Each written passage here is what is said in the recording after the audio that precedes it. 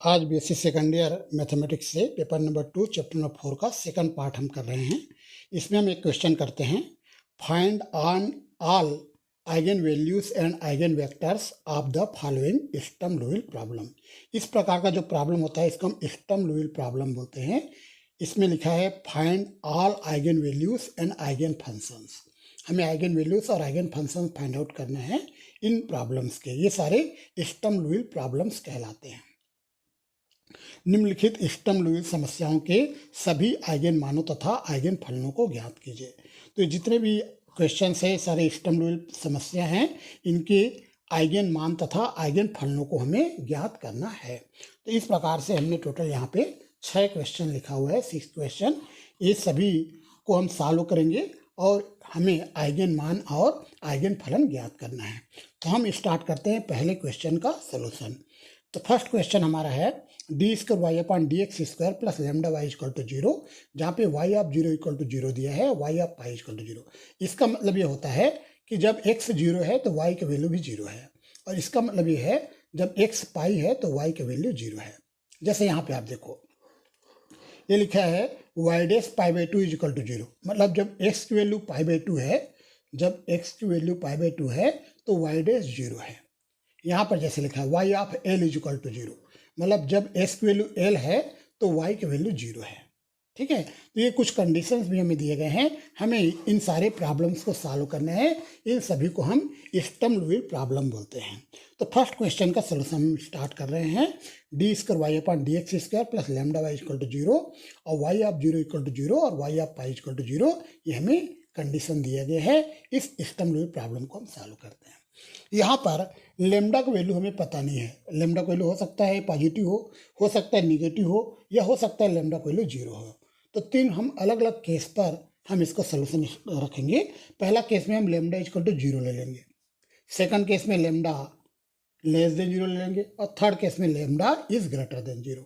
मतलब हो सकता है लेमडा का वैल्यू 0 के बराबर हो सकता है लेमडा का वैल्यू 0 से छोटा हो, या हो सकता है लेमडा का वैल्यू 0 से बड़ा हो। मतलब लेमडा के वैल्यू या तो 0 होगा, या तो निगेटिव वैल्यू होगा, या तो पॉजिटिव वैल्यू होगा। तो चूंकि हमें लेमडा का वैल्यू पता नहीं है, तो हम लेमडा के लिए 3 अलग अलग केसों पर विचार करेंगे, 3 अलग अलग स्थितियों पर विचार करेंगे, है ना। अलग अलग केस लेंगे, 3 अलग अलग केस लेंगे। जो लेमडा का वैल्यू आएगा उसी को हम आइगन मान बोलेंगे, और लेमडा के संगत जो वाई का वैल्यू आएगा वो आइगन फलन कहलाएगा, आइगन फंक्शन कहलाएगा। तो लेमडा के जो मान आएंगे, लेमडा के जो वैल्यूज आएंगे उसे हम आइगन वैल्यूज कहेंगे, और लेमडा के संगत जो वाई का जो वैल्यू आएगा उसे हम कहेंगे आइगन फंक्शन, मतलब आइगन फलन। तो स्टार्ट करते हैं फर्स्ट क्वेश्चन का सोल्यूशन। ये टोटल 6 क्वेश्चन है। फर्स्ट क्वेश्चन हम स्टार्ट करते हैं सोल्यूशन। तो चलिए, हमने लिखा है गिवन इक्वेशन इज, दिया गया समीकरण है D square Y upon D x square plus lambda Y equal to 0। ये हमारा फर्स्ट क्वेश्चन दिया गया है। पहला केस हम ले रहे हैं व्हेन लेमडा इक्वल टू 0, जब लेमडा बराबर 0 है। तो लेमडा बराबर 0 रखेंगे तो ये हो जाएगा d square Y upon D x square equal to 0 हो जाएगा। ये लेमडा को 0 कर देंगे तो on integrating with respect to x we get, एस के सापेक्ष समाकलन करने पर, इसको हम इंटीग्रेट कर रहे हैं एस के रिस्पेक्ट में। जब हम इसको एस के रिस्पेक्ट में इंटीग्रेशन करेंगे तो d square Y upon D x square हो जाएगा d y by d x, और इज इक्वल टू C1।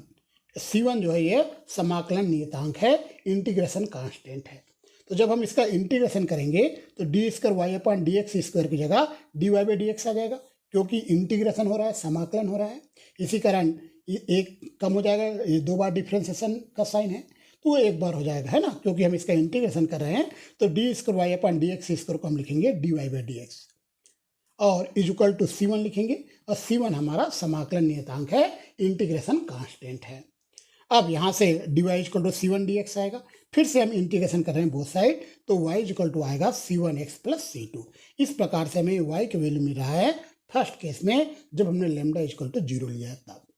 अब हमें C1 और C2 की वैल्यू निकालना है ना। यहाँ पर y equal to C1x plus C2 आया है, हमें C1 और C2 का मान निकालना है, और C1 और C2 की वैल्यू निकालने के लिए हम हमारे क्वेश्चन में जो दिया गया कंडीशन है, जो हमें क्वेश्चन में मिला हुआ है, उस कंडीशन को देखेंगे। तो यहाँ पे आप देखिए, हमें कंडीशन दिया गया है y ऑफ 0 इक्वल टू 0 और y of pi equal to 0। तो इस कंडीशन, ये जो कंडीशन है इसका मतलब ये है कि जब x 0 है तो y भी 0 होगा, और इस कंडीशन का मतलब ये है जब x पाई है तो y की वैल्यू 0 होगा। तो ये दोनों कंडीशन को यूज करेंगे और इन कंडीशंस को यूज करके हम C1 और C2 का वैल्यू निकालेंगे। तो पहला कंडीशन हम यूज करते हैं y ऑफ 0 इक्वल टू 0। तो हमारे पास लिखा है इट इज गिवन दैट, यह दिया गया है कि y ऑफ 0 इक्वल टू 0 और y of pi equal to 0। तो इसका मतलब ये है जब x 0 तब y 0 होगा, when x equal to 0 then y equal to 0। और इसका मतलब ये है, इसका मतलब when x equal to pi then y equal to 0। ठीक है, तो पहले इस कंडीशन का यूज कर रहे हैं, जब x 0 है तो y भी 0 होगा। अब हमें इक्वेशन नंबर 2 में रखना है, ये हमारा इक्वेशन नंबर 2 है, आप देख लीजिए। इस इक्वेशन नंबर 2 में x को 0 रखना है, y को 0, तो ये आएगा 0 इक्वल टू 0 प्लस C2 आएगा। x को 0 रखना है, y को 0 रखना है, क्योंकि कंडीशन लिखा है y ऑफ 0 इक्वल टू 0। इसका मतलब ये होता है कि when x is equal to 0 then y is equal to 0। तो हमने इक्वेशन नंबर 2 में रख दिया y प्लेस पे 0, x के प्लेस पे 0, तो C2 की वैल्यू भी 0 आ रहा है। अब हम सेकंड कंडीशन यूज करेंगे y of pi is equal to 0। y of pi is equal to 0 का मतलब ये है कि जब x is equal to pi है तब y इज इक्वल टू 0 होगा, जब x पाई है तो y इज इक्वल टू 0। अब फिर से इक्वेशन नंबर 2 में, इस इक्वेशन नंबर 2 में हम x की जगह पाई रखेंगे और y की जगह 0, तो 0 इज इक्वल टू आएगा C1 पाई प्लस C2 आ जाएगा, है ना, इस प्रकार से आ जाएगा। ये देखिए 0 equal to C1 pi plus C2। अब C2 की वैल्यू 0 हम ला चुके हैं, C2 इक्वल टू 0 ला चुके हैं, रख देते हैं, तो यहाँ से C1 इक्वल टू भी 0 आ रहा है। तो हम देख रहे हैं कि C1 और C2 दोनों की वैल्यू 0 आ गया। यहाँ C2 0 आया था जब हमने ये वाला कंडीशन यूज किया था, तब C2 की वैल्यू 0 आ गया। जब ये वाला कंडीशन हमने यूज किया तो यहाँ से C1 की वैल्यू भी 0 आ गया। अब C1 C2 दोनों की वैल्यू अगर हम 0 पुट कर दें इक्वेशन नंबर 2 में, इस समीकरण 2 में अगर C1 भी 0 पुट करें और C2 की वैल्यू भी 0 पुट करें तो y इक्वल टू 0 आ जाएगा, है ना। तो यहाँ पर C1 और C2 का जब हम वैल्यू रखते हैं इक्वेशन 2 में तो y इक्वल टू 0 आ रहा है। हमने लिखा है this is a trivial solution, यह एक तुच्छ हल है। इसे तुच्छ हल इसलिए कहा क्योंकि अगर हम क्वेश्चन में y इक्वल टू 0 पुट करें तो ऐसे ही सेटिस्फाई हो जाएगा। y इक्वल टू 0 इसका सोल्यूशन तो है, लेकिन ये तो ऐसे ही क्वेश्चन को देख के आपको रख दीजिए, y की जगह 0 रख दीजिए, तो लेफ्ट साइड भी 0 हो जाएगा, राइट साइड भी 0 हो जाएगा। 0 इक्वल टू 0 मतलब y इक्वल टू 0 इसको सेटिस्फाई करेगा। तो y इक्वल टू 0 इसका सोल्यूशन तो है, लेकिन वह ट्राइवल सोल्यूशन है। ट्राइवल सोल्यूशन मतलब तुच्छ हल है, ठीक है। y इक्वल टू 0 इसका तुच्छ हल है, वो तो बिना सॉल्व करे ही आप बोल सकते हो कि y इक्वल टू 0 इस इक्वेशन को सेटिस्फाई करेगा, इस समीकरण को संतुष्ट करेगा। इसी कारण y इक्वल टू 0 जो आया है इसे हम तुच्छ हल बोलेंगे, मतलब ये ट्राइवल सोल्यूशन है, ये तो अपने आप पता ही था हमें। चलिए अब हम दूसरा केस लेते हैं। अब हम लेमडा को लेस देन 0 मान के चलते हैं। तो सेकंड केस में लिखा when lambda is less than 0, जब लेमडा 0 से छोटा है तब। तो लेमडा 0 से छोटा मतलब लेमडा निगेटिव है, लेमडा को कोई निगेटिव वैल्यू लेना पड़ेगा। तो हमने मान लिया lambda equal to minus alpha square, जहाँ पे अल्फा स्क्वायर कोई पॉजिटिव क्वांटिटी है और यहाँ माइनस लगा हुआ मतलब लेमडा निगेटिव क्वांटिटी है। तो लेमडा को हमने रख रहे हैं माइनस अल्फा स्क्वायर, क्योंकि लेमडा लेस देन 0 लेना है, लेमडा को हमें निगेटिव लेना है, ऋणात्मक लेना है। 0 से छोटा मतलब लेमडा ऋणात्मक है, तो हमने लेमडा इक्वल टू क्या माना है माइनस अल्फा स्क्वायर। अब हम लेमडा के प्लेस में माइनस अल्फा स्क्वायर रखेंगे इक्वेशन नंबर 1 में। ये हमारा इक्वेशन नंबर 1 है, ये इसमें लेमडा के प्लेस में हम रखने वाले हैं माइनस अल्फा स्क्वायर। तो माइनस अल्फा स्क्वायर रख दिए, तो इसे हम इस प्रकार से लिख सकते हैं।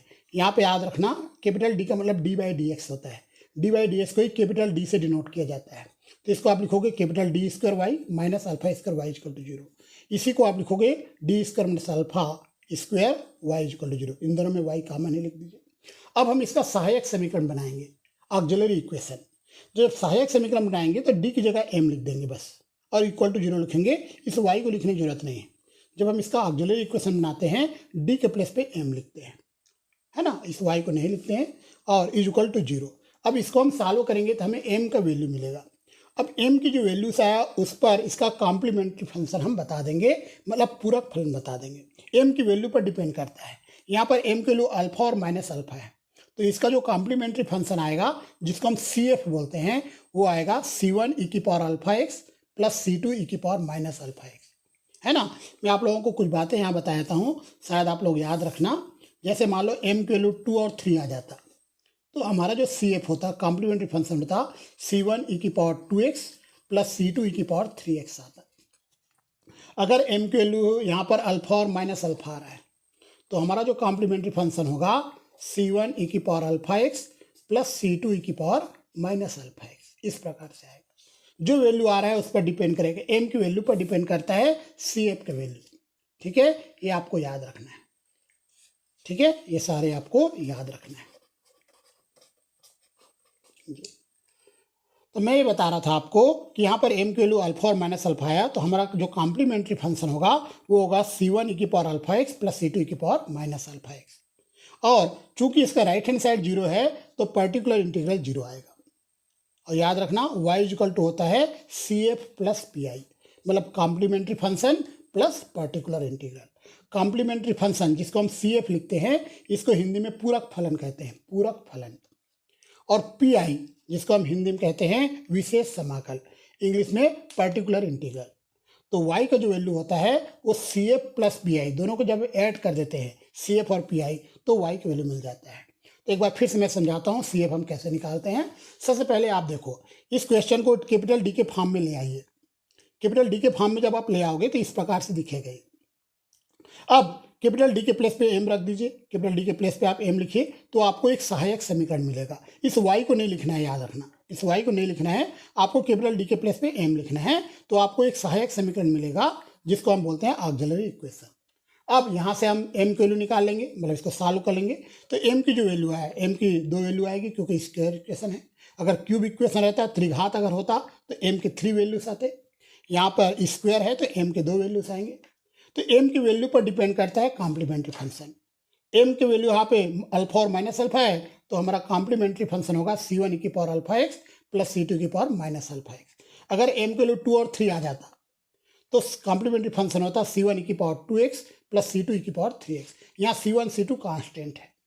ठीक है, तो यहाँ पे अल्फा और माइनस अल्फा है, इसी कारण हमारा CF इस फॉर्म में आएगी। अब पर्टिकुलर इंटीग्रल जीरो हो गया। पी आई इसलिए जीरो हुआ क्योंकि राइट हैंड साइड जीरो है इसका। जब राइट हैंड साइड जीरो हो तो पर्टिकुलर इंटीग्रल जीरो होता है। अब y इक्वल टू होता है C F plus P I तो जीरो है हमारा, तो CF को ही लिख दीजिए, ये हमारा y हो गया। अब ये हमारा y का वैल्यू तो मिल गया है, लेकिन हमें C1 C2 की वैल्यू निकालना है। C1 C2 की वैल्यू निकालने के लिए हमारे पास एक कंडीशन दिया गया है y of zero equal to zero, और दूसरा कंडीशन क्या है y of pi equal to zero. दो कंडीशन दी है क्वेश्चन में। तो इस कंडीशन का मतलब ये है कि जब x जीरो तो y का वैल्यू भी जीरो, तो x को वैल्यू जीरो रख दो, y को वैल्यू जीरो रख दो। इस कंडीशन को यूज करो, है ना। When x equal to zero then y equal to zero, जब x जीरो है तब y जीरो है। ये कंडीशन यहाँ यूज करते हैं तो y के प्लेस पे जीरो लिख दिया, s के प्लेस पे जीरो लिख दिया, तो यहाँ पे C1 plus C2 equal to zero आ गया, क्योंकि e की पावर जीरो 1 होता है, तो C2 equal to minus C1 आ गया। अब हम दूसरा कंडीशन यूज करेंगे। एक और कंडीशन दिया गया है, इस कंडीशन से हमें C2 equal to minus C1 मिला है। अब हम दूसरा कंडीशन यूज कर रहे हैं जिसमें y of pi equal to zero लिखा है। तो इस कंडीशन में x जब पाई है तो y जीरो है। When x equal to pi then y equal to zero. अब हम इक्वेशन नंबर 3 में, ये जो इक्वेशन नंबर 3 है इसमें s की वैल्यू जीरो रखेंगे और x की वैल्यू पाई, s की वैल्यू पाई रखेंगे और y की वैल्यू जीरो। ये कंडीशन का अकॉर्डिंग x पाई है तो y जीरो है, s की वैल्यू पाई है, x की वैल्यू है जो ब्रैकेट के अंदर है वो, और y की वैल्यू ये है ना। तो s की वैल्यू पाई है तो y की वैल्यू जीरो है, तो s की जगह पाई रखेंगे और y की जगह यहाँ s की जगह पाई रखेंगे और y की जगह जीरो। तो जीरो इक्वल टू C1 ई की पावर अल्फा पाई होगा प्लस C2 ई की पावर माइनस अल्फा पाई होगा, है ना। तो ये हमने लिख दिया, ये लीजिए। अब C2 की वैल्यू माइनस C1 है, रख दिए। इन दोनों में C1 कॉमन आएगा। अब ये वाला टर्म जीरो से कटा दीजिए तो C1 इक्वल टू क्या आ जाएगा, जीरो आ जाएगा। ये जीरो से कट जाएगा तो C1 इक्वल टू जीरो आ जाएगा। अब आपको पता है C2 equal to minus C1 था तो C2 भी जीरो आ गया, क्योंकि C2 इक्वल टू क्या आया था, माइनस C1 आया था। तो C1 भी जीरो आ गया, C2 भी जीरो आ गया। जब इक्वेशन नंबर 3 में इसको रखेंगे तो y इक्वल टू जीरो मिल जाएगा, है ना। इक्वेशन नंबर 3 देख लीजिए, इसमें C1 और C2 दोनों को वैल्यू जीरो आ गया है, तो दोनों को वैल्यू जब जीरो पुट करेंगे तो y इक्वल टू जीरो आ जाएगा। जब y इक्वल टू जीरो आ रहा है मतलब इसको ही हम बोलेंगे यह तुच्छ हल है। This is a trivial solution, यह एक तुच्छ हल है। ठीक है, दो केसेस हमारे हो गए, दोनों ही केस में y equal to zero answer आया। अब थर्ड और लास्ट केस है जिसमें हम लिखेंगे lambda is greater than zero, मतलब लैम्डा को वैल्यू हम पॉजिटिव वैल्यू लेने वाले हैं, लैम्डा का एक धनात्मक वैल्यू हम मान रहे हैं। थर्ड केस है तो लैम्डा पॉजिटिव है, मतलब लैम्डा ग्रेटर देन जीरो है, ये हमारा दिया गया समीकरण था क्वेश्चन में। इसको कैपिटल डी के फॉर्म में लिखेंगे, d square y plus lambda Y equal to 0। अब इसका सहायक समीकरण हमें बनाना है तो डी के प्लेस पे एम लिखना है। और ये सेम लाइन है ना, वाई जो को हमने बाहर लिख दिया है, इसको आप ऐसे लिख सकते हो। सबसे पहले ध्यान रखो, ये हमारा क्वेश्चन है, ठीक है, ये क्वेश्चन है, ये हमें क्वेश्चन से मिला हुआ है। हम इसको कैपिटल डी के फॉर्म में इस प्रकार से लिखेंगे, कैपिटल डी का मतलब डी बाई डी एक्स होता है, इसमें दोनों में वाई का मैंने बाहर निकाल देंगे। अब कैपिटल डी के प्लेस पे एम लिखेंगे तो हमें सहायक समीकरण मिलेगा, ऑक्सिलरी इक्वेशन। ये कैपिटल डी के प्लेस पे एम लिख दीजिए, तो यहाँ से m equal to minus lambda आएगा, तो एम इक्वल टू आएगा plus minus under root minus lambda, तो एम इक्वल टू आएगा plus minus under root lambda i आ जाएगा। जब आई आता है एम के वैल्यू में, अब ये थोड़ा सा समझना है इसको, देखो मान लो एम के वैल्यू आ जाता प्लस माइनस 2, मतलब एम की दो वैल्यू होता 2 और -2, है ना, 2 और -2। उस केस में हमारा कॉम्प्लीमेंट्री फंक्शन होता c1 e की power 2x plus c2 e की पावर -2x, ये है ना, क्योंकि m की दो वैल्यू है 2 और -2। लेकिन यदि m इक्वल टू रहता प्लस माइनस 2i रहता, यहाँ प्लस माइनस 2 है, यहाँ प्लस माइनस 2i अगर आता, उस केस में CF जो होता है ये होता है c1 cos 2x plus c2 sin 2x। याद रखना ये आई रहेगा ना तभी कास और साइन में आंसर आता है, और आई नहीं है तो ई की पावर में आंसर आता है। दोनों कंडीशन आप याद रखें, कब क्या आता है आंसर, कब कॉम्प्लीमेंट्री फंक्शन क्या होता है। अगर एम की वैल्यू पर डिपेंड करता है कॉम्प्लीमेंट्री फंक्शन, जो CF है ना ये एम की वैल्यू पर डिपेंड करता है, एम के मान पर डिपेंड करता है। लेकिन यदि एम के वैल्यू में आई नहीं है तो ई की पावर में आएगा, लेकिन यदि एम के वैल्यू में आई भी है ना, प्लस माइनस 2i ऐसा है, तो c1 cos 2x plus c2। क्या इसको भी ई की पावर में लिखा जा सकता है? हाँ, इसको भी आप ई की पावर में भी लिख सकते हो, मतलब ये भी आंसर भी लिखते हो, ऐसा भी आंसर चलेगा, बस यहाँ पे 2ix आ जाएगा, ये वाला वैल्यू लिखो 2ix आ जाएगा, -2ix ऐसा भी आप लिख सकते हो, चलेगा, है ना। यहाँ पे प्लस माइनस 2 है, मतलब 2 और -2 है, यहाँ पे प्लस 2i और -2i है। तो यहाँ अगर इस वैल्यू को लेकर आप CF बनाते हो, इस टाइप का CF बनाते हो तो ये आप बना सकते हो। तो कैसे लिखोगे, c1 e की power 2ix plus c2 e की पावर -2ix लिखोगे इसके लिए। तो ऐसा भी लिख सकते हो, इस पावर में भी लिख सकते हो, दोनों चलेगा। ये आई रहा तो ऐसा भी चलेगा, ऐसा भी चलेगा, दोनों चल जाएगा, ठीक है। तो ये कास्ट साइन तभी आता है जब आई रहता है ना। इसको ई की पावर में भी लिख सकते हैं ना, याद रखना। चलिए, तो यहाँ पे आई है, यहाँ पे 2 नाउ के रूट लेमडा है, तो CF हमारा आएगा c1 cos root lambda x plus c2 sine root lambda x, इस प्रकार से आएगा। और PI 0 आ गया, क्योंकि राइट हैंड साइड 0 है तो पर्टिकुलर इंटीग्रल 0 आएगा। अब इन दोनों को ऐड करेंगे तो y की वैल्यू मिलेगा, ठीक है। ये जो बॉक्स में लिखा है इसको आपको याद रखना है, ये अलग से मैंने लिखा है बॉक्स में, ये आपको याद रखना है। m की वैल्यू पर डिपेंड करता है CF की वैल्यू। मैं एक बार फिर से आपको बता देता हूँ कि आप अगर i दिया है, अगर m की वैल्यू में प्लस माइनस 2i है तो ई की पावर में भी आंसर लिख सकते हो। मतलब मैं ये कह रहा हूँ, आप अगर CF ऐसे लिखते, CF की वैल्यू ऐसे लिखते c1 e की power 2ix plus c2 e की पावर -2ix, इस प्रकार से अगर लिखते तो भी सही था। जरूरी नहीं कि कास्ट साइन में आप आंसर लिखो, ऐसा भी आप लिख देते CF equal to c1 e की power 2ix plus c2 e की पावर -2ix, ये भी सही आंसर है, गलत नहीं है। लेकिन एक ऑप्शन और है, आप कास्ट साइन में भी आंसर लिख सकते हो, ये भी ऑप्शन है आपका, दोनों प्रकार से लिख सकते हो अगर आई रहा तो। अगर आई नहीं है तब तो ऐसे ही लिखना पड़ेगा, ठीक है। लेकिन अगर आई है तो आप कास्ट साइन में भी आंसर लिख सकते हो, ऐसे भी लिख सकते हो और कास्ट साइन में भी आंसर आप लिख सकते हो, ठीक है। चलिए, तो ये बात आप समझ में आ गया आपको। अब यहाँ पे आप देखिए CF और PI हम निकाल चुके हैं, अब हमें y की वैल्यू निकालना है, तो y इक्वल टू आ जाएगा CF प्लस PI, इस प्रकार से y की वैल्यू मिल जाएगा। अब हमें C1 C2 की वैल्यू निकालना है, इसके लिए हमारे पास पहला कंडीशन है y ऑफ 0 इक्वल टू 0। जब x 0 है तो y भी 0 है, हमने लिखा है when x equal to 0 then y equal to 0। तो x को 0 पुट करते हैं, y इक्वल टू 0 आ जाएगा। तो 0 equal to c1 cos 0 plus c2 sin 0, cos 0 1 होता है, sin 0 0 होता है, तो c1 इक्वल टू 0 आ जाएगा। अब दूसरा कंडीशन यूज करते हैं, y of pi equal to 0। तो y of pi equal to 0, जब सेकंड कंडीशन हम यूज करें y of pi equal to 0, तो x को पाई रखेंगे, y को 0। अब इक्वेशन नंबर 1 में x की जगह पाई रखेंगे, y की जगह 0, तो ये ऐसे आ जाएगा 0 equal to c1 cos root lambda pi plus c2 sin root lambda pi. आपको पता है c1 इक्वल टू 0 हम ला चुके हैं, तो C1 प्लस में 0 पुट कर देते हैं, ठीक है, यहाँ 0 पुट कर देंगे तो इस प्रकार से आ जाएगा, देखो 0 equal to 0 plus C2 sine root lambda pi, तो इतना इक्वल टू 0 आ जाएगा, C2 sine root lambda pi equal to 0। अब या तो C2 की वैल्यू 0 होगा या तो साइन रूट लेमडा पाई की वैल्यू 0 होगा, या तो ये 0 होगा या तो ये 0 होगा, है ना, या तो C2 0 हो जाएगा या तो ये। अगर हम C2 को 0 ले लें, अगर ये कंडीशन मान लें C2 इक्वल टू 0, तो C1 तो पहले ही 0 आ चुका था, C1 C2 दोनों 0 होने से y इक्वल टू 0 आ जाएगा, मतलब ये तुच्छ हल मिलेगा। अगर हम C2 को 0 मान लें तो, अगर C2 को 0 नहीं है मान लें, अगर 0 नहीं है तो ये वाला 0 होगा, साइन रूट लेमडा पाई, तो sine root lambda pi equal to 0 आ जाएगा। कब? जब C2 0 नहीं है ऐसा लें तो। अगर C2 को 0 मान लें तो y इक्वल टू 0 ही मिलेगा, क्योंकि C1 तो पहले ही 0 आ चुका था। ये देखिए C1 की वैल्यू पहले ही 0 आ चुका है, C1 0 है, C2 0, दोनों को 0 रख देंगे तो y इक्वल टू 0 आ जाएगा, है ना।